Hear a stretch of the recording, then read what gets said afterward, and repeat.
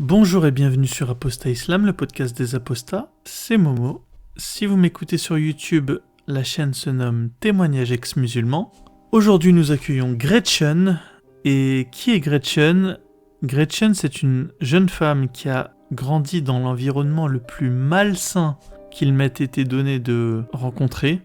J'ai vraiment jamais parlé à une personne qui m'a raconté une histoire aussi poignante que la sienne. C'est une enfance qu'elle a passée aux côtés de 9 frères et sœurs dans un environnement ultra toxique. Un père manipulateur et complètement endoctriné par l'islam. Vraiment la fusion parfaite de la débilité et de la crétinerie que peut entraîner une manière trop dogmatique de vivre cette religion.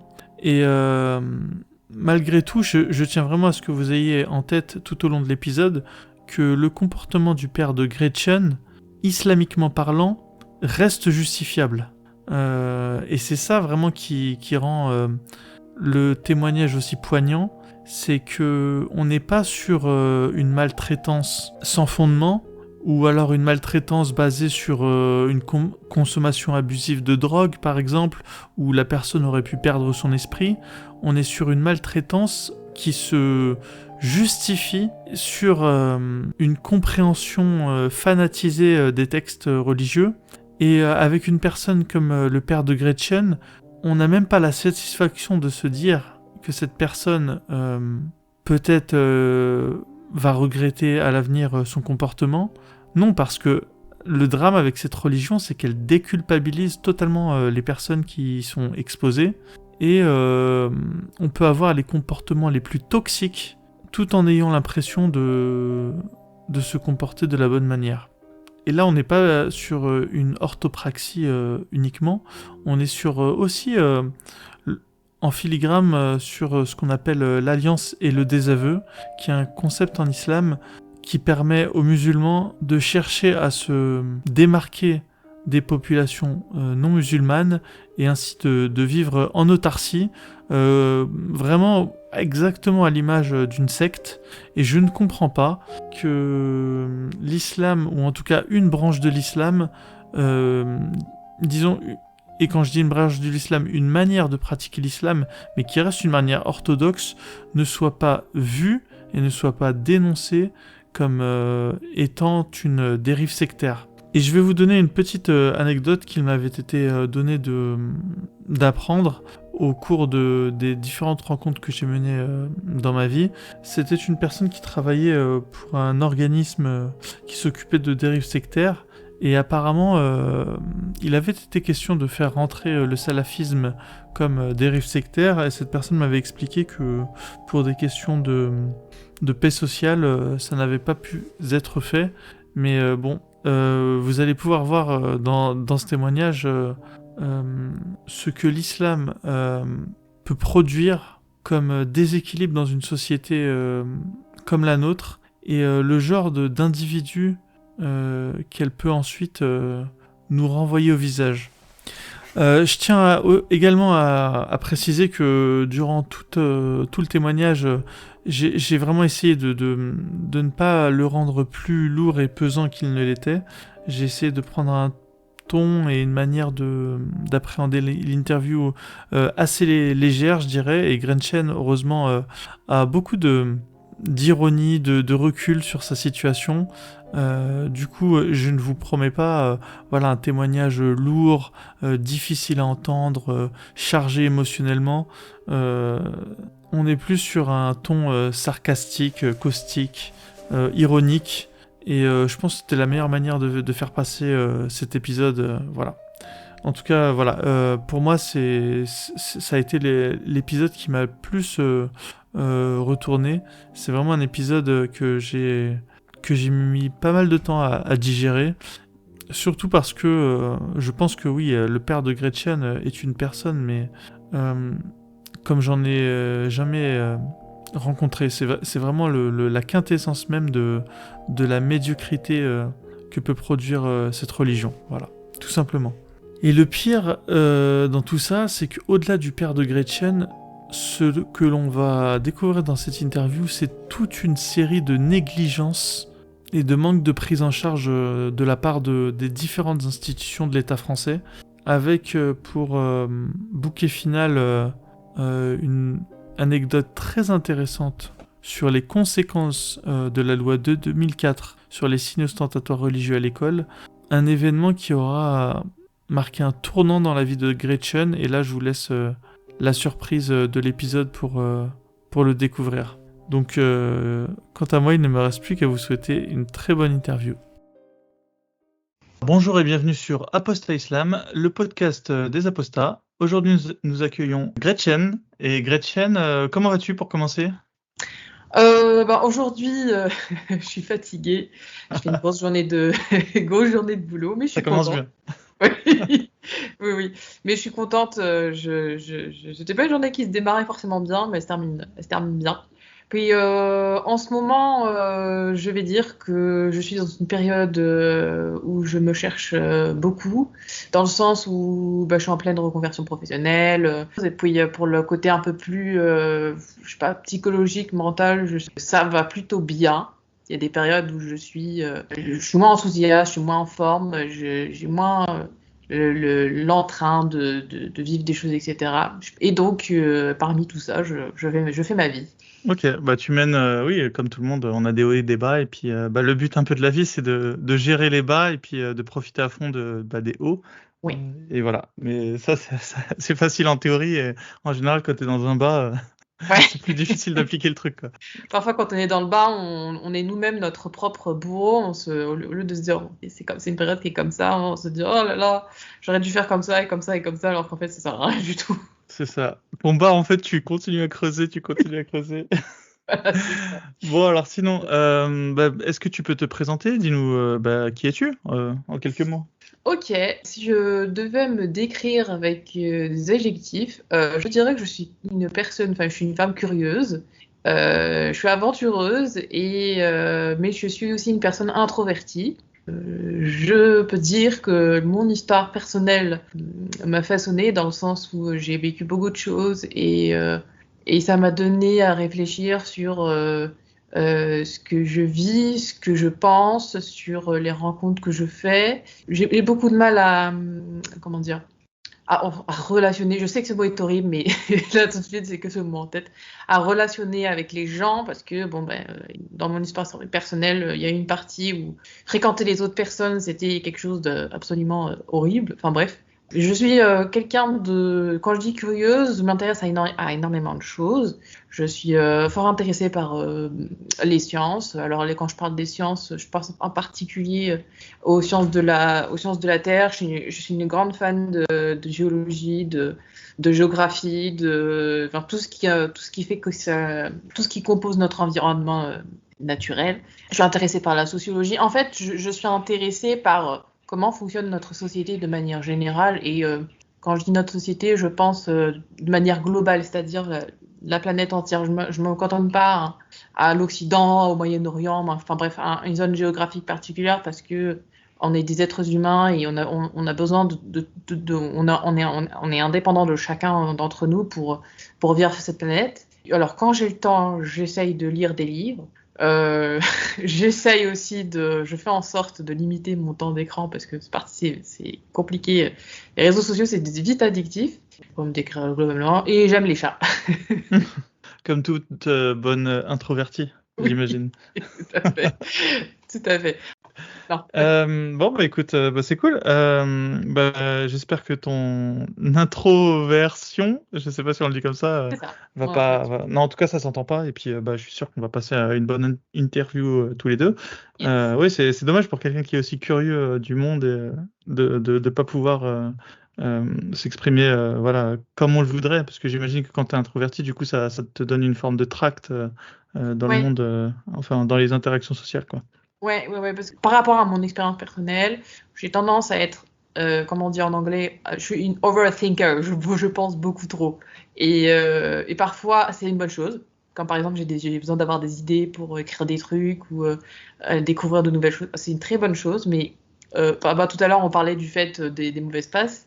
les mauvaises passes, trop réfléchir, ça m'aide pas dans le sens où je vais commencer à échafauder des situations terribles, catastrophiques. Voilà. Et pour revenir aux interactions avec les autres personnes, en fait, les gens, enfin, il y a des codes sociaux, il y a des codes, dire bonjour, ça va, machin, etc. Parfois, avec moi, ça fonctionne pas parce que je sais, comment dire, si je vais dire à la personne en face de moi comment tu vas, c'est pas pour qu'elle me dise ça va, avoir une réponse générique, c'est vraiment qu'elle me dise comment elle se sent réellement, comment elle se sent véritablement. Comment dire, j'arrive pas à me connecter aux gens parce que je trouve que les relations, en fait, c'est superficiel et j'ai besoin en fait de créer quelque chose avec la personne pour que ce soit authentique. Puis il y a autre chose qui m'a beaucoup aidé ces dernières années à être moins réservée, pas moins réservée parce que je le suis quand même, mais j'ai beaucoup plus facile de discuter avec les gens, c'est de me dire qu'en fait, tout s'apprend. Comme on apprend à nager, à marcher, interagir avec les gens, ça s'apprend. Voilà. Oui, avec la répétition. Voilà. Imagine que tu deviennes commercial, voilà, parce que la vie fait que tu vas être obligé, et puis ensuite, avec l'habitude, si tu fais ça tous les jours, forcément, tu vas être beaucoup plus à l'aise. Voilà, même si tu pars de plus loin, évidemment. Oui. Ok. Bon, trêve de généralité. Est-ce qu'on peut enclencher sur ton enfance? Parle-nous de ton enfance, ton éducation. Je te laisse prendre la chose par le book qui t'intéresse. Alors, j'ai eu une enfance fort mouvementée parce que, avec mes parents, on vivait dans des meublés. Pour situer un petit peu, je suis partie avec mes parents de la région de l'Île-de-France, parce que la région parisienne, c'est pas la même chose. On habitait dans la Seine-et-Marne et on est parti s'installer dans le sud, donc les Pyrénées-Orientales. Et on déménageait dans des maisons qui étaient louées de septembre à juin. Et c'était problématique parce que moi, je me souviens que je faisais jamais mes rentrées scolaires normalement. C'est-à-dire que là où tout le monde au 1er septembre, au 2 septembre, rencontrait ses camarades de classe, moi, j'arrivais, c'était le 15, voire c'était fin septembre. Et j'en ai gardé une certaine frustration parce que du coup, j'ai pas construit des amitiés ou des relations comme si je venais d'arriver et je rencontrais tout le monde pour la première fois. Fort mouvementé aussi parce que mon père était particulièrement violent avec nous et violent dans le sens psychologique et dans le sens physique. J'ai eu affaire à sa violence physique quand j'avais 7 ans. En tout cas, dans mes souvenirs, j'avais 7 ans. Et il était violent avec ma mère, parce que ça va toujours avec. Donc j'ai de mes premiers souvenirs d'enfance jusqu'à mes 17 ans. Du coup, à mes 17 ans, je me suis retrouvée à l'ASE. J'ai vécu dans cette espèce d'atmosphère violente où au fur et à mesure que je grandissais, les interactions avec l'extérieur étaient de plus en plus restreintes. Alors, ça s'explique par plusieurs choses. Premièrement, je me souviens que quand j'étais petite, mon père n'était pas musulman, il faisait pas la prière, je crois qu'il mangeait même pas halal, ni boxon, ni même kasher. C'est au fur et à mesure, il a fait un voyage à ma naissance, donc c'était en 1991, en Thaïlande, et dans mes souvenirs, c'est une partie de la Thaïlande où il y aurait des musulmans.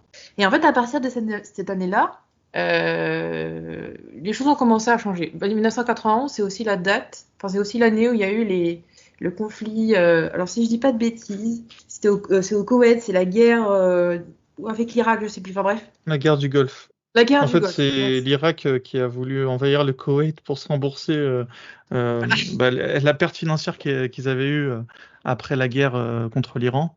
Et les États-Unis leur ont dit oui, vous pouvez y aller. Et dès qu'ils sont rentrés au Koweït, ils leur ont dit ah non, on vous avait jamais dit ça.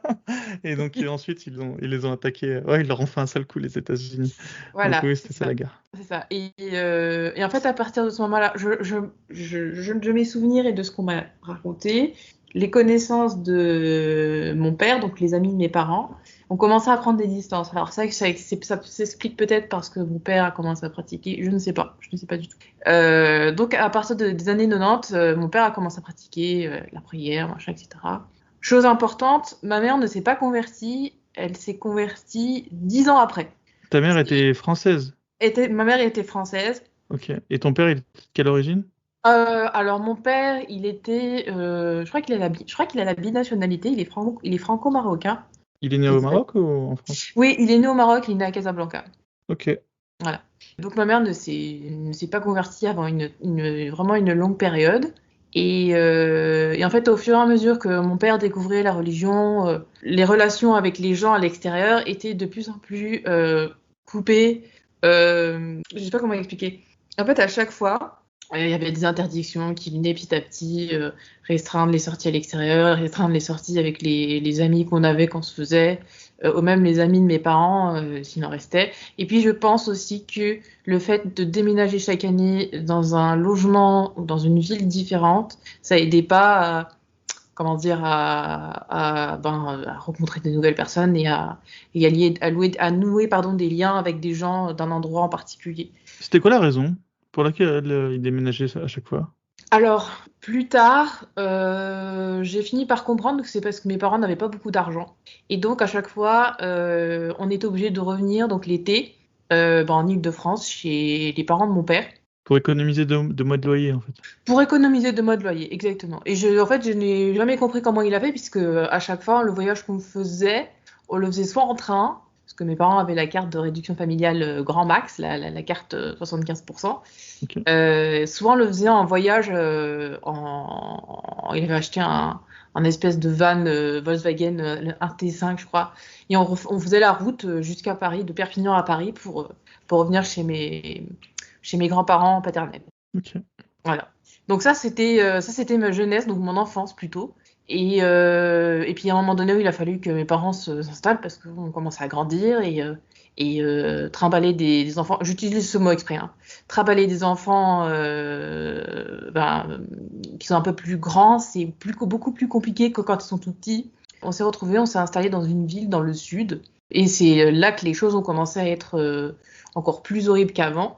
Parce que moi, dans mes souvenirs, avant, mon père, il allait à la Grande Mosquée de Paris. Et je me souviens, je devais avoir 9 ans. On allait à un cours de théologie et je me souviens juste que le mec qui faisait les cours, c'était un Égyptien. Voilà, ça, c'est les souvenirs que j'ai parce qu'on allait on allait à la mosquée, on a pris des cours d'arabe aussi, il me semble. J'avais 7-8 ans, j'étais en CE2. On garde quel Euh, souvenir de tous ces Comment? cours à la Grande Mosquée? Il faisait froid. Non mais vraiment, c'est vraiment. Alors c'était pas la grande mosquée, c'était à Évry. Je pense que Ah, ok. L'autre. ouais. Voilà. C'était la version beaucoup moins luxueuse. C'était à Évry-Courcouronnes et je pense que les gens connaissent cet endroit parce que c'est vraiment un des endroits assez connus dans la communauté. Mm. Je sais pas si arabe ou Oui, musulmane, j'en sais c'est rien. une des premières grandes mosquées. Voilà. Et donc, on a fait ces cours là-bas. On y allait. Dans mes souvenirs, on y allait quelques temps. Et puis après, on a arrêté parce qu'on a dû bouger, on a dû déménager. Et on a dû revenir dans le sud parce que mon grand frère a porté plainte contre mon père et ça n'a pas plu à mon père et il est parti. En fait, on a fouillé. Clairement, mon père a eu peur et C'est quoi la composition familiale de ta famille? Que je de puisse ma famille. comprendre. Ouais. Oui, bien sûr. Hein? Alors, on est 11 en tout. Ouh, putain. Oui. Fallait commencer par là. Oui. C'est Ok, vrai d'accord. que Ah bah, ça participe à l'ambiance, hein. voilà, c'est ça. Alors, on est 11, mais entre l'aîné et moi, il y a 9 ans de différence. Donc, ma Ok, mère, mais c'est 11 de la même mère. oui, oui, 11 de Ah la oui, même. oh là, bah félicitations, madame. Oui. Ma mère, enfin, on est tous apparus 9 ans après. Après, il y a à peu près 2 ou 3 ans d'écart à chaque fois. Ok. Alors revenons-en à ton grand frère là qui porte plainte. Donc c'est ton grand frère qui a 9 ans de plus que toi alors. Alors, non, quand il l'a fait, il avait 15 ans. Moi, j'étais encore à l'école primaire quand il a fait ça. Ok. Ouais, parce que puisqu'on parle de ma Ah oui, famille. mais attends, un enfant de 15 ans qui porte plainte contre son père, qu'est-ce qu'il lui a Oui, fait? c'est très compliqué. Pour expliquer un petit peu la Non, situation, on veut la version courte, hein, parce que- la version courte, d'accord. Le mariage de mes parents n'a été approuvé par aucune des deux familles. Ok. Et donc, ça a créé beaucoup de problèmes entre la famille de ma mère et la famille de mon père. Et ça a créé des problèmes entre mon père et ma mère, pour le coup. Mais sauf que ma famille paternelle était au courant de la violence de mon père. Et mon père a 2 frères. Et ces 2 frères-là n'étaient pas d'accord avec le comportement de mon père. Donc, De mes souvenirs, je crois que c'est du coup ma tante qui a dit à mon frère d'aller porter plainte parce que c'était pas normal ce qui se passait, comment on était traités, la vie qu'on avait, etc. C'est C'était comme quoi? ça que C'était au niveau des violences physiques, c'est ça? oui, au niveau des violences physiques et au niveau des violences psychologiques aussi. Ok, Donc c'est mais elles étaient justifiées ces violences dans le sens, je veux dire, il y avait des motifs ou c'était purement de la torture, quoi? ah non, mais c'était de la part de mon père, c'était gratuit. Ok, ah oui, donc J'ai arrêté de me poser des questions et d'essayer de comprendre parce Non, parce que que des fois, tu as des parents très stricts, parce que là, vous étiez 11 quand même, il faut poser un cadre, un décor, je veux dire. Ils avaient une espèce ouais, d'armée à gérer. On peut, bon, après, comprendre, c'est quoi l'expression? Comprendre, c'est excuser ou un truc comme ça, là? oui, C'est voilà, pas, c'est c'est ça. pas, c'est pas pour l'excuser, mais je veux dire, Non, non. on peut essayer de se dire que il ait pu, voilà, été porté à employer des méthodes un peu plus brutales d'éducation. Mais non, là, ce que tu expliques bien, c'est que là, on n'est pas sur des bêtises qui sont sanctionnées par des coups. On est sur des coups qui sont portés enfin, juste pour se défouler, quoi, en fait. Voilà, c'est ça, C'est ça? exactement. Ok, d'accord. Non, non, mais il faut bien faire la distinction parce Le- que je trouve ça voilà. important. Non, non, mais tu as raison. Du coup, j'en étais où? Oui, du coup, À ton père qui a dû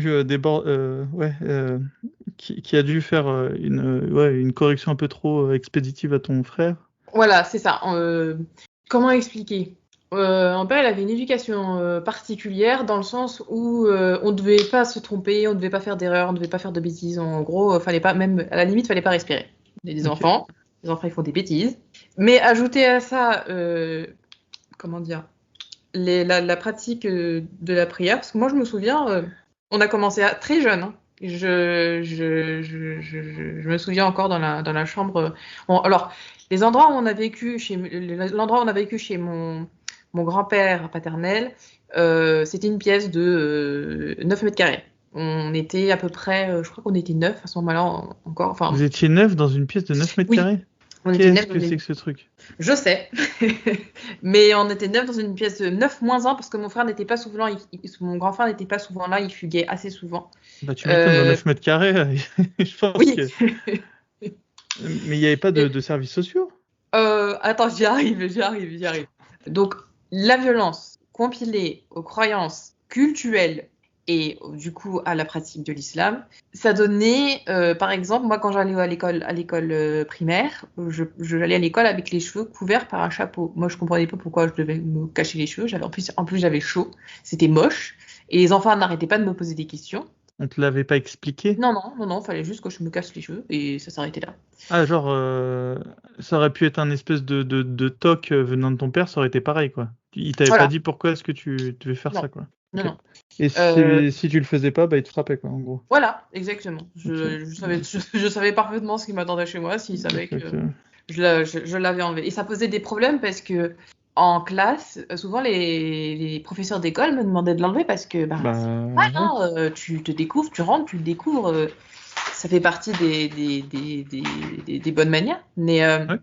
moi, j'avais trop peur en fait qu'ils nous en parlent et que mon père le sache et que au final, il m'arrive ce qui m'arrive. Donc voilà, ça posait problème Mais comment tu déjà t'en à l'école. sortais? Comment? Comment tu t'en sortais quand on te demandait de l'enlever? Ben, en fait, je l'enlevais. Et puis, comme ben, le prof il s'occupait plus de moi, je finissais par le remettre sur la tête parce que j'avais vraiment peur. Voilà. S'il y a un mot que je vais souvent utiliser là, dans ce que je vais décrire par rapport à mon enfance et à mon adolescence, c'est la peur. C'est la peur d'être Hmm. battue, la peur d'être grondée, la peur de me tromper, la peur de ne pas savoir faire les choses comme il m'a demandé. La peur enfin, c'était vraiment comment dire, la manière dont mon père avait une influence sur nous, c'était la peur. Il nous faisait peur, il nous menaçait, il nous disait que si on se comportait pas de cette manière, on était bon à rien. En plus, mis à part ça, il a commencé à utiliser la menace avec l'enfer, le paradis, qu'il fallait bien agir parce que sinon on se retrouvait en enfer et que l'enfer c'était un endroit. Enfin bref. T'y croyais? Écoute, j'ai 7 ans, on me raconte des choses comme ça. En plus, je suis une femme, comment dire, je suis très visuelle dans le sens où quand je parle ou quand je raconte des choses ou quand la personne en face de moi est en train de me parler, je visualise mes pensées et je visualise ce que la personne est en train de me dire. Donc, oui, j'étais tellement, comment dire, cette manière de réfléchir, elle Prédisposé. Voilà, donc oui, j'y croyais et ça me faisait extrêmement peur. Donc les services sociaux dans tout ça, eh bien, il y a eu donc le premier signalement qui a été fait, c'est la plainte de mon frère. Donc ça n'a pas ça n'a donné, ça n'a abouti à rien parce que mon père, je crois que la police est venue. Je sais plus exactement comment ça s'est passé, mais Ils sont venus dans votre 9 mètres carrés constater qu'il y avait 10 voilà. personnes En fait, dedans alors, et ils se sont dit tout va bien. non, On a vu pire. non, justement. Ils sont venus au domicile de mes grands-parents paternels, mais ils sont pas rentrés parce que mon père ne voulait pas les laisser rentrer. Dans le 9 mètres carrés? Bon, en même Voilà, temps, ça fait le cas. ils avaient qu'à passer la tête au-dessus de l'épaule. Non, C'est top. il voulait pas- mon père ne voulait pas les laisser rentrer, donc la police, ils ont d'autres choses à faire. Hein. Ils sont pas, ils bossent, donc ils sont. Ouais, je sais pas, ça faisait Voilà. pas partie du boulot, ça. Oui. Mais enfin, ça s'est passé. Et je pense que c'est pour ça qu'il a fini par nous dire on va partir parce que il sentait bien qu'il y avait des choses, enfin, ça allait mal tourner pour lui, quoi. Ouais. Et que, enfin, on serait placé, enfin, en tout cas, je vois les choses comme ça. Ça a été le premier signalement. Le second signalement, on était toujours en Île-de-France. C'est une période où ma mère s'est séparée de mon père, enfin, et ça a duré 3 mois, mais c'est arrivé. Donc, je vivais chez mes grands-parents maternels cette fois-ci. Ok. Comment elle a réussi à s'en sortir? Parce que j'imagine qu'il a dû la menacer pour. Je sais pas. Honnêtement, je saurais pas te dire parce que j'ai pas de souvenir. J'ai pas de souvenir des discussions de mes parents. J'ai pas souvenir. Je me souviens juste que j'étais Ok. absolument contente de partir de l'endroit où on vivait et qu'on allait. Tu m'étonnes. Voilà. Là, c'était une autre atmosphère, mais c'était une autre atmosphère dans le sens où mes grands-parents maternels ne nous aimaient pas non plus. Donc, Oui, et puis tu comprenais pas vraiment ce qui se passait. voilà, puis je comprenais pas forcément. Me retrouver chez mes grands-parents maternels, même s'ils nous appréciaient pas forcément, c'était une chose positive pour moi parce que je sortais en fait, du cocon familial, enfin du cocon parental. Il y avait mes parents, mes frères et sœurs, et ça s'arrêtait là, quoi. Là, même si les gens qui étaient autour de moi ne m'appréciaient pas, je pouvais regarder la télé. C'était rigolo de prendre les feutres de mon grand-père parce que j'avais envie de dessiner le drapeau de France parce que c'était la Coupe du Monde à ce moment-là. Je m'en souviens. J'avais dessiné des drapeaux et ça l'avait fâché parce que apparemment c'était du matériel de travail. Enfin bref. Et en fait, le second signalement est arrivé quand je me suis retrouvée donc chez eux et c'est la directrice de l'école qui nous suivait et qui a fini par faire le signalement aux services sociaux. En tout cas, il y a une histoire comme ça. En fait, donc toi, t'as quel âge d'ailleurs pendant le à ce signalement? moment-là, Ouais. j'ai 9 ans. Ok. J'ai 9 ans, mais ça n'a rien donné parce que mon père est parti. En fait, on a fini par partir, donc je ne saurais jamais qu'est-ce qui s'est passé exactement, qu'est-ce que l'école a mené comme action. Dans mes souvenirs, je sais juste que à l'école, on se moquait de moi parce que j'avais un chapeau, parce qu'il fallait que je porte un chapeau. Tu savais toujours pas pourquoi tu mettais un chapeau? Voilà, je savais toujours pas pourquoi je devais porter un chapeau. Et tes sœurs, elles mettaient des chapeaux aussi? Mes sœurs aussi mettaient des chapeaux. Et elle dit, vous n'avez pas théorisé sur les chapeaux? Non, mais je pense, ça c'est ma théorie, je pense qu'au début, mon père, comme il ne savait absolument rien de l'islam et de sa pratique, il s'est beaucoup inspiré de ce que font les juifs. Parce qu'il faut savoir que ma grand-mère, ma famille paternelle, quand elle vivait au Maroc, il vivait dans une communauté qui était assez, multiculturelle. Il y avait des Espagnols, des Italiens, il y avait des Juifs, il y avait il y avait un peu de toutes les origines. Et je pense qu'il a dû se souvenir des choses qu'il a vues ou des pratiques qu'il a entendues. Parce que même quand ils voulaient acheter de la viande plus tard, bien après, ils n'allaient pas dans les boucheries halal ou quoi que ce soit d'autre, non, ils allaient dans les boucheries cachères pour acheter de la viande cachère. Mais mon père mangeait principalement cachère. D'ailleurs, c'est ma propre grand-mère paternelle mangeait elle-même cachère. L'histoire du halal, c'est vraiment un truc qu'il a dû découvrir par la suite parce que j'imagine qu'en discutant avec d'autres personnes qui voient la mosquée, d'autres pratiquants, d'autres musulmans, lui ont dit non, faut pas que tu manges comme ça, faut que tu manges ça, ça et ça et ça, etc. Voilà. Bon, après, moi, il y a quand même deux choses, je vais rebondir. Le halal et le kasher, à la base, il n'y avait pas tellement de boucheries halal en France. Et du coup, Oui. on a le droit, chez les musulmans, de manger de la nourriture égorgée par les gens du livre, qui est égorgée au nom de Dieu. Donc, les musulmans ont le droit de manger kasher, Et du coup, ça, c'est vrai que moi, mon père me le disait, quoi. Donc, je pense Ok. que les musulmans en France, à l'époque où il n'y avait pas encore le réseau halal, enfin, ils savaient, pour ceux qui étaient initiés, qu'ils pouvaient manger cachère. Et sinon, tu sais, pour les chapeaux, je rigole parce que j'avais une fille qui mettait des chapeaux, mais moi, Ouais. j'avais une dizaine d'années, mais je savais exactement c'était pour quelle raison. Réseau. Je savais qu'elle le mettait parce que bah, c'était pour ne pas avoir à mettre un voile qui lui aurait été demandé d'enlever. Donc Ouais. le chapeau, il y avait une forme de tolérance. Mais c'est amusant parce que moi je le savais à cet âge-là, alors que c'était pas moi qui étais concerné directement. Mais ce qui est amusant, Ok. c'est qu'avec toutes tes sœurs, vous n'ayez pas pu bah, retomber sur cette conclusion, quoi. Oui. En fait, mon père, il nous parlait pas beaucoup dans le sens où il expliquait pas. Je sais pas s'il aimait pas expliquer les choses, j'en sais rien. Mm, Mais quand il nous demandait de faire des choses, il n'y avait pas d'explication. C'était tu le fais, tu te tais et tu mm, m'obéis. Voilà, c'est tout. Il n'y a pas à chercher à comprendre. ouais. Ah, Non, mais c'est l'éducation à la marocaine. ouais. Je retrouve l'éducation de mon père. En fait, si tu veux, chez les Marocains, ou en tout cas chez une partie des Marocains, parce qu'on va toujours me dire qu'il y a des exceptions, en fait, c'est très hiérarchique, en fait. Les D'accord. ordres, ils viennent d'en haut et tu dois pas les discuter. Peut-être des clarifications à la limite, mais c'est tout, quoi. Ça se retrouve beaucoup au Maroc. Donc, je pense c'était Il a son gardé ça. schéma dans lequel lui-même a dû grandir et qui vous a transmis. Mais bon, forcément, toi, qui as vécu en France, tu voyais bien qu'autour de toi, c'était pas comme ça, et c'est pour ça que ça te semblait bizarre. Mais je veux dire, Ouais. au Maroc, ça l'est déjà moins, quoi, Oui. cette Oui, manière de c'est vrai. faire. C'est vrai, c'est vrai. Donc voilà, c'était le quotidien. C'était tu fais quelque chose, je te le demande et puis basta. Sinon, ben Mm, tu te prends tu te prends une raclée. c'est Quand j'ai ça. une raclée, c'était pas une gifle ou il te prend brutalement par l'épaule et puis il te dit tu vas dans la chambre. Non, non, là c'était les coups de ceinture, c'était des coups de bâton. Je crois que le plus violent qu'il ait fait, c'est de menacer un de mes frères, enfin, non, du coup, un de mes frères qui avait 11 ans à ce moment-là, avec un couteau en lui disant si tu n'écoutes pas ce que je te dis, si tu crois pas ce que je te dis, tu vas finir au bout de ce couteau. Donc, Mm. et en plus, je pense qu'à ce moment-là, je sais pas si c'est du délire, j'imagine qu'il était fasciné par l'histoire d'Abraham, qui devait sacrifier un de ses fils. Je pense que ce qui le fascinait particulièrement, c'était le sacrifice, le fait oui, au nom de Dieu, pour faire plaisir, donner la mort. En fait. Et ça, cette chose, là, je veux parler de la mort. Pareil, il nous faisait souvent peur avec qu'est-ce qui va se passer après la mort, la vie d'après, l'au-delà. C'était aussi en rapport avec le paradis, l'enfer, le fait de nous faire peur quand on n'était pas sage, quand on se tenait pas correctement. De nous menacer avec si t'as pas assez de hasanat, ben t'iras pas au paradis, si t'iras en enfer, tu feras partie des koufars, des mécréants. En fait, je pense que au fur et à mesure qu'on grandissait, il a été de plus en plus virulent dans le sens où quand on grandit, on découvre le monde avec nos yeux d'adolescents, les yeux des enfants, les yeux de l'adolescent. On vit pas les choses de la même manière que les autres. Bon après ça, j'imagine que pour les autres c'est pareil.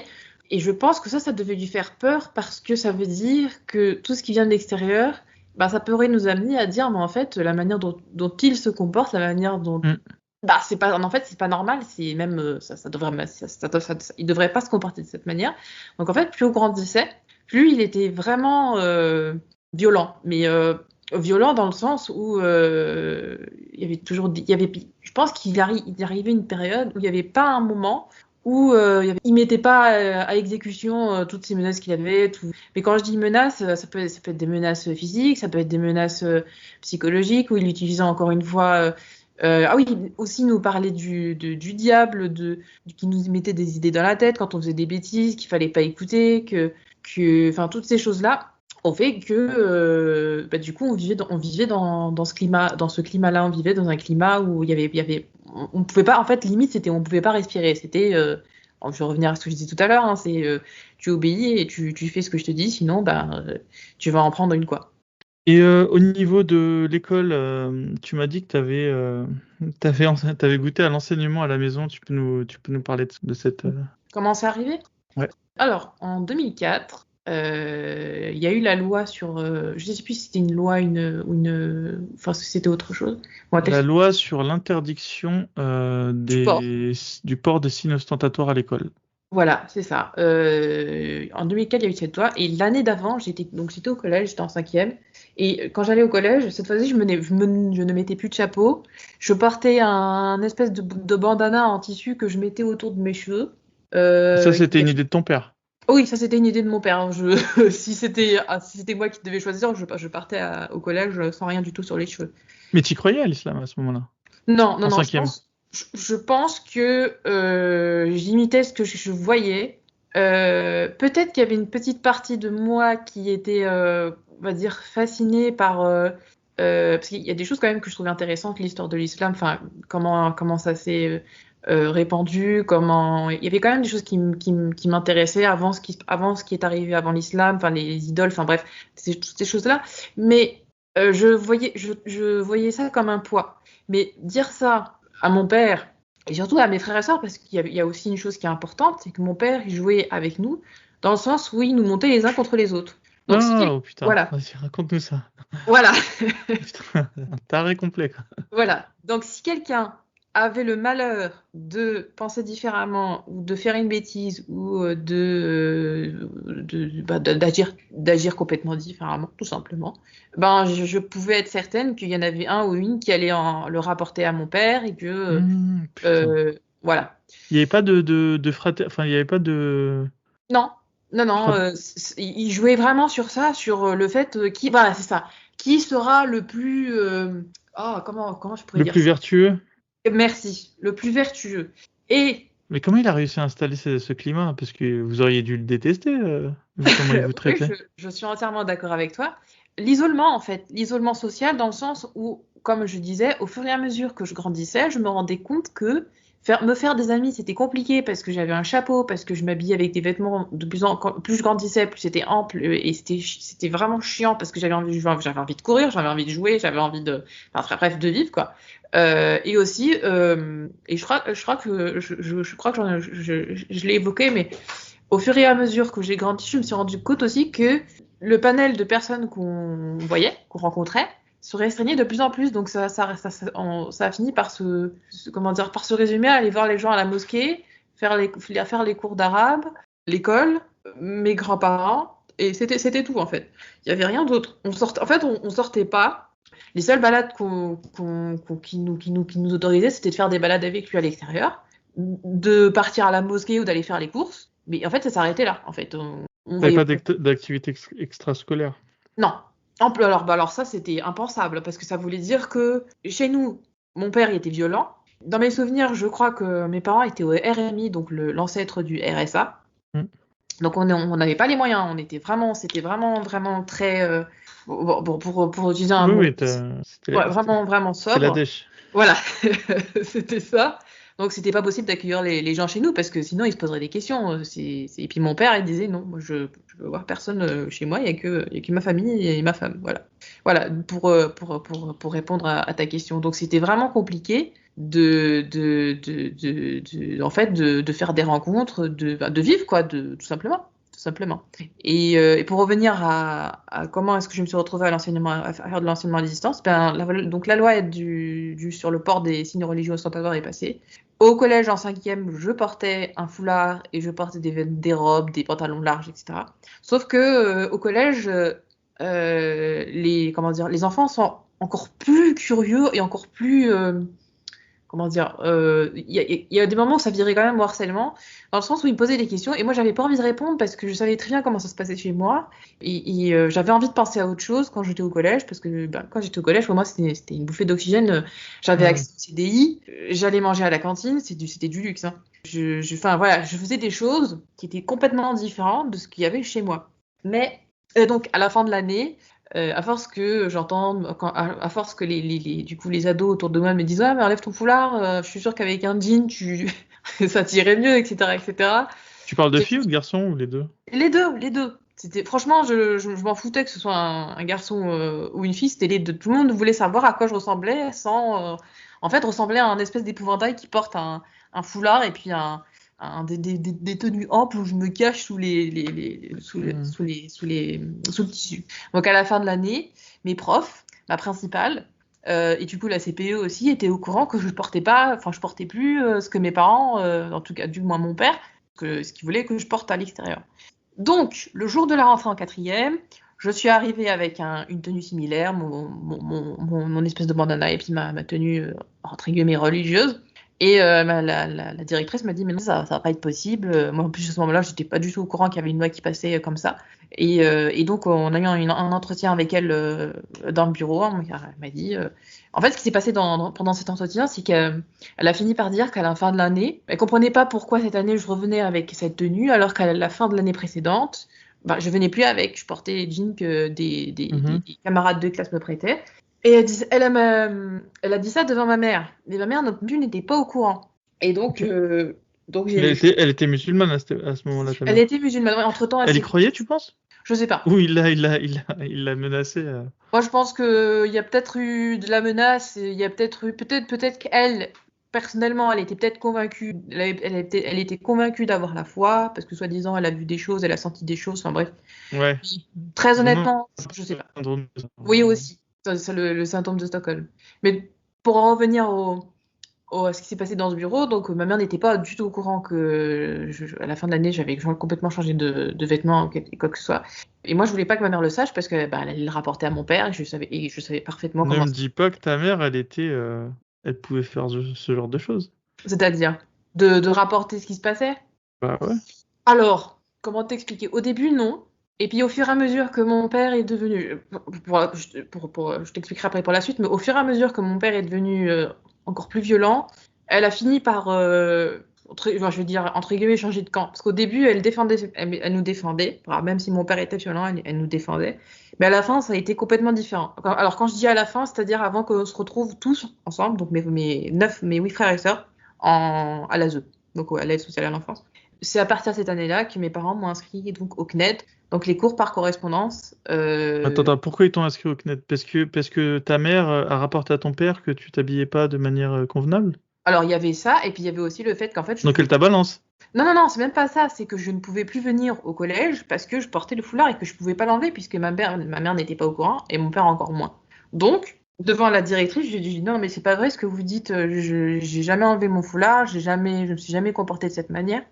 Donc pour moi, ça a été l'arrêt de l'école publique dans le sens où, étant donné que je portais cette chose sur la tête, je pouvais plus avoir accès tout simplement avoir accès à l'école publique puisque ces signes-là étaient interdits. Okay. Et ça pouvait même pas passer par une espèce de style ou de la mode parce qu'il y a des filles qui aiment bien porter des robes longues, machin, etc. Non, là c'est vraiment la tenue que je portais. Il n'y avait pas de doute sur pourquoi je la portais parce qu'il fallait cacher mes jambes parce que j'étais en train de grandir. C'est l'ancêtre de la baya, quoi.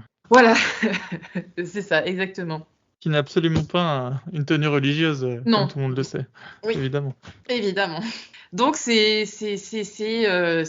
pour aller très vite, c'est à partir de ce moment-là que les choses ont commencé vraiment à se dégrader parce que déjà avant on était vraiment parce qu'elle n'était pas du tout là. Oui. Non mais là on est vraiment passé à un degré. J'en ris hein. Mais là c'était plutôt cool là. Là on va mettre dans le dur, dans le dur. Putain. C'est horrible. Mais il vaut mieux en rire, hein, je te le dis. Pour l'enseignement à la maison donc, c'est devenu encore plus difficile parce que en fait chaque année j'avais une de mes sœurs parce qu'elle passait en 6e, elle se retrouvait comme moi à faire l'enseignement à la maison parce qu'elle portait un foulard qu'elle allait à l'école. Et en plus si mes souvenirs sont bons, c'était même pas un bandana comme moi, c'était le foulard c'est juste l'espèce de triangle qu'ils mettent sur la tête là et c'est vendu, c'est prédécoupé, déjà cousu et t'as juste à mettre comme une cagoule, tu vois. Oui, je vois pas quel nom ça a, mais ok. Je sais plus. Oui, c'est l'espèce de cagoule que tu mets sur la tête. Pour moi, c'est une cagoule. Hein. C'est une cagoule. Voilà.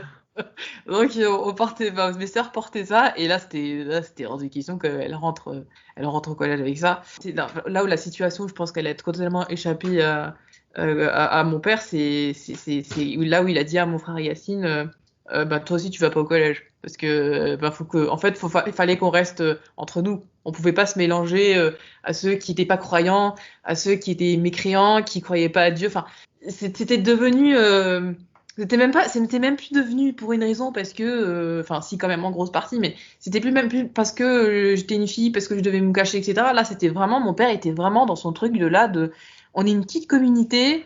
Il faut qu'on reste entre nous, il faut qu'on reste entre musulmans, machin. Comment? C'est une fuite en avant, en fait. Ouais, voilà, c'est ça, exactement. Mais au fur et à mesure que ça se passait de cette manière, la pratique religieuse chez moi, elle était de plus en plus sévère. Elle était de plus en plus. De ton fait? Comment? De ton fait? Oui, oui, oui. Ok, donc oui, en fait, au forceps, il a réussi à te convaincre, quelque C'est part. ça. Mais le problème, c'est que mon père, il voulait absolument qu'on fasse des études, il voulait absolument qu'on soit éduqué, etc. Le problème, et c'est là où j'ai commencé à me poser des questions et à me dire, non, mais en fait, tout ça, c'est des conneries.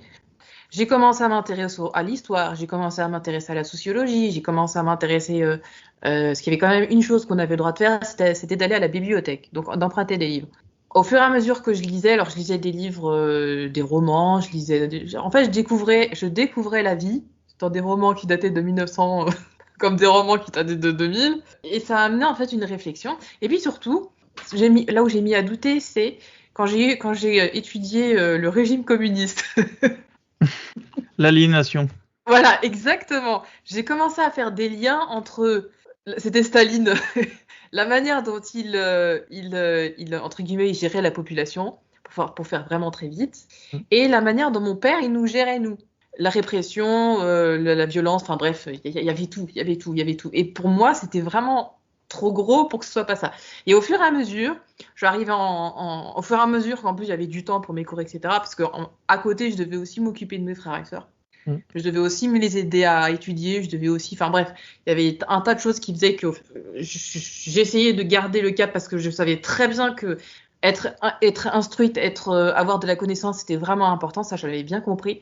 Donc je m'accrochais et j'ai lu un livre de Emmanuel Todd et c'est là où je me suis dit non mais là il y a un problème quand même parce que bon, à ce moment-là j'avais 15 ans, je suis une jeune fille. Pourquoi je suis traitée comme ça? Pourquoi? Parce que en grandissant, j'ai des formes, machin, etc. Pourquoi est-ce que je devrais me couvrir? Pourquoi est-ce que je devrais me cacher? Enfin bref, en fait, le lien, il peut paraître, comment dire, pas cohérent entre le livre d'Emmanuel Todd et puis cette manière de penser. Je m'étais intéressée en fait, entre-temps en géographie, à comment les femmes elles s'émancipent. Et c'est là que j'ai appris que parce qu'elles ont accès en fait à une éducation, c'est là où en fait, pardon. C'est là où en fait elles savent s'intégrer à la société, c'est là où elles peuvent avoir des métiers, enfin voilà, etc. Et ça, dans ma tête, c'était très difficile à ce moment-là parce que je devais encaisser ce qu'on vivait et en même temps, intérieurement, il y avait je sais pas comment je pourrais la décrire, mais cette espèce de bulle qui grandissait, qui grandissait, qui grandissait. Et cette bulle-là, c'était ma propre réflexion sur le monde, sur comment je vois le monde, sur ces choses-là. Ce qui est paradoxal, en fait, c'est que j'avais l'impression que mon père savait lire en moi, ce qui était complètement faux, parce qu'en plus de ça, en plus de la pratique religieuse, mon père prétendait que sa famille était un des descendants d'ancêtres du prophète, enfin bref. Ouais, on l'est tous au Maroc. Voilà, exactement, merci. T'inquiète, nous aussi on est descendants du prophète. Voilà. D'ailleurs, en parenthèse... Mais tu sais que c'est une arnaque, hein. Ils vendent vendent des faux arbres généalogiques aux gens. Aux gens? Ah, ça, donc tu vas avoir un type et il te fait ton arbre généalogique. D'accord, ok. Et bizarrement, ça redescend au prophète. Ah, et toi, t'es tout content, tu lui donnes son billet. Ah, mais c'est du pain béni, ça. Ah, bah écoute, ah là là. La crédulité des gens. Enfin, bref. Et en fait, au fur et à mesure enfin voilà, du coup, il y avait cette croyance-là. Enfin, bref. Ça explique aussi pourquoi on ne devait pas se mélanger aux autres. Enfin, pour revenir à ce que je disais. Donc, comme il se prétendait qu'il était des prétendus prophètes, donc il avait un don, il avait la balaka. Et grâce à ce don-là, voilà, grâce à ce don-là, il savait lire en gros, il savait lire dans la tête des gens. Donc, ah, il est fort ton père. Hein. Ah, là, on est vraiment sur de la manipulation parce qu'il y croyait pas. Oui. On est d'accord. Oui, on est. Ah putain, qu'est-ce qu'il est fort. Il aurait été agent secret, je pense qu'il aurait eu du succès. Hein. Enfin bref. Et moi, il me dit ça, moi j'ai 11-12 ans à ce moment-là. Oui, t'es naïf. Donc. Voilà, t'es crédule. Enfin, j'étais crédule. Je crois à ce qu'il dit. Donc en plus, ça a l'air génial, ça a l'air.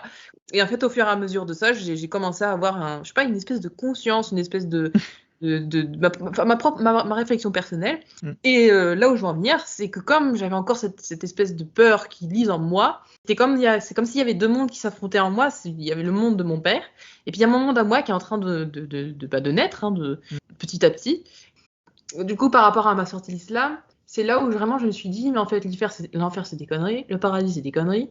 Et en fait, il nous fait peur parce que. Alors, il prenait par exemple. Les Pyrénées-Orientales, c'est une région où il y a beaucoup d'orages. Et comme il y a des montagnes, c'est des orages qui résonnent vraiment fort. Et il nous faisait peur parce que l'orage, c'était soi-disant la manifestation de Dieu. Moi, je le croyais, je me disais, c'est l'orage qui s'abat sur nous, c'est la colère de Dieu. Enfin, c'est comme les récents tremblements de terre au Maroc, où je sais plus où c'était parce que les femmes, elles se voilent pas. Enfin, bref. Moi, je croyais ça et ça me faisait peur. Et du coup, il y avait cette peur, encore une fois, comme je disais tout à l'heure, qui était en moi. Et je laissais pas libre cours à ça, je laissais pas libre cours à mes réflexions. Et puis, de toute façon, c'était impossible parce que tout le monde, mes frères et sœurs et ma mère, même à ce moment-là, elle-même, elle a fini par se retourner contre nous. Il y avait pas ce truc-là de libre pensée, de s'exprimer, de s'épanouir, de grandir. Non, là, c'était l'islam, ce que tu crois, pardon. Ce que mon père croit, ce que lui. En fait, voilà, c'était que lui. En fait, je pense que il se prenait pour Dieu, tout simplement. Voilà, il était devenu un espèce il a eu une phase où c'était un imam. Il a eu une phase où il a fini par nous dire qu'on serait des descendants du prophète. Il est passé par plein de phases. Enfin, je ne sais pas si je peux appeler ça des phases, mais à chaque fois, il nous sortait des trucs pour nous faire peur ou nous faire croire, je ne sais pas. Donc voilà. Pour